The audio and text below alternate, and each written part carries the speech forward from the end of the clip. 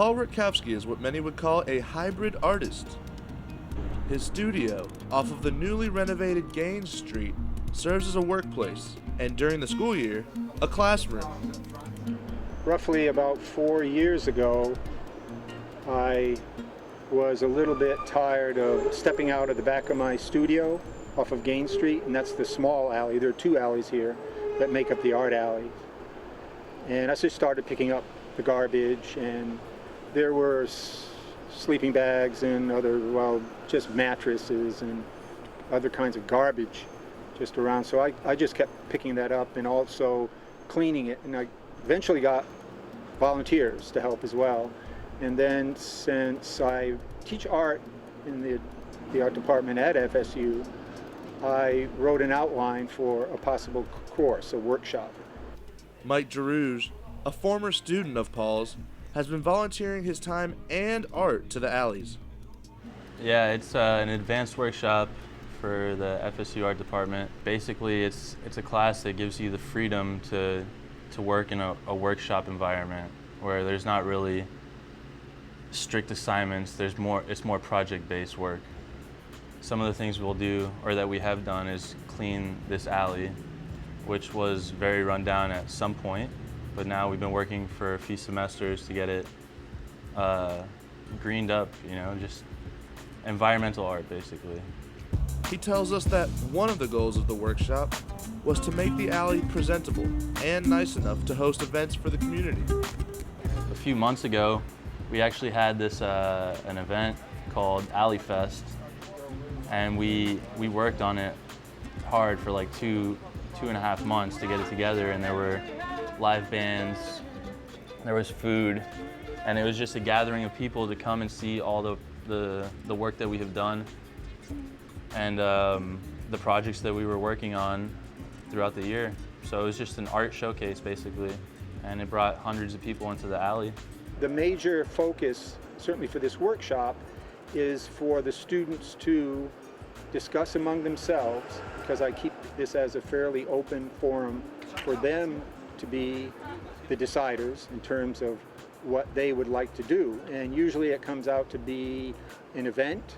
In this last semester, it was one large event, sometimes a couple of smaller events or performances, and it includes anything from photography to painting, as I said, performance. Dance department has been involved, the creative writing program. We've had poets and other departments in the alley as well. Together, Paul, Mike, and several volunteers have added an organic garden, lighting, and seating to the alleyways. Both former and current students continue to work on projects to brighten up the alleys. It's funny how the alley works, because some days you'll just see random pieces of art, and not just like spray paint on the walls, but you'll see like people bring in a framed piece of art and just leave it there as just like, here for whoever wants it. And I think that's really cool.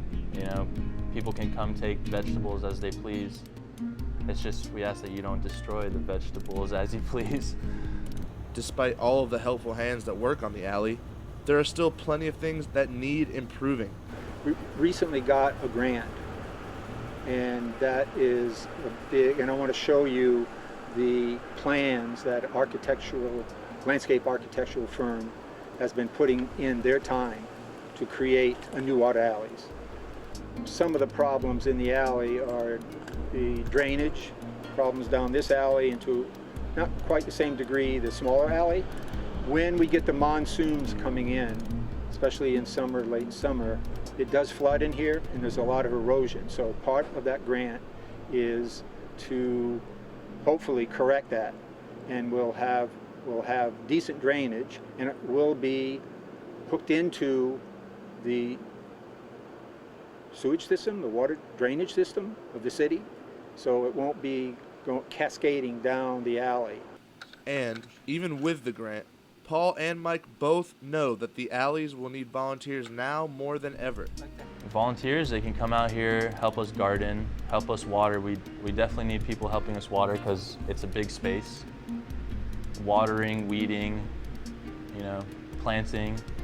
And that's the nice thing. If you're a volunteer and you come and help us, you will get something, you know, just to be able to come out and plant something that you want to grow and come back in a couple months because you've been tending to it and other people have as well and eat it. It's just extremely satisfying, I think.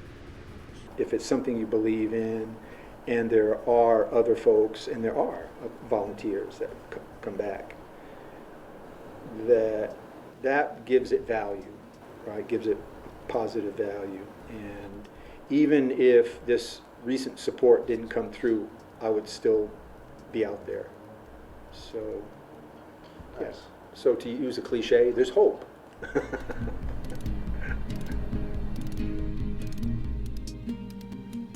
For Dimensions, I'm Dan Peary.